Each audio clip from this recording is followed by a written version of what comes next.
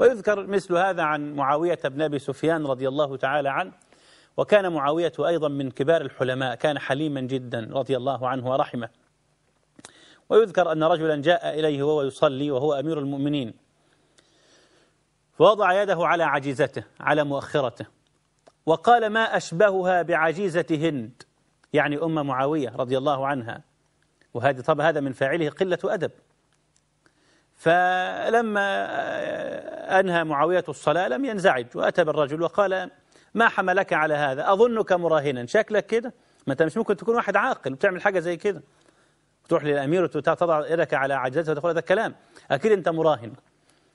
وكم على كم راهنت؟ قال على 100 ناقة.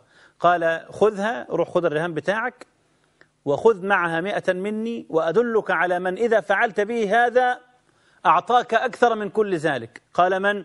قال: زياد بن أبي سفيان، أو زياد بن أبيه كما يسمونه.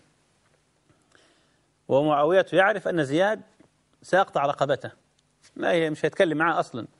فذهب الرجل وجعل زيادا ساجدا، وضع يده على عجيزته، وظن أنه سيصبر كما صبر معاوية، وبعد الصلاة يتفاهم معاه.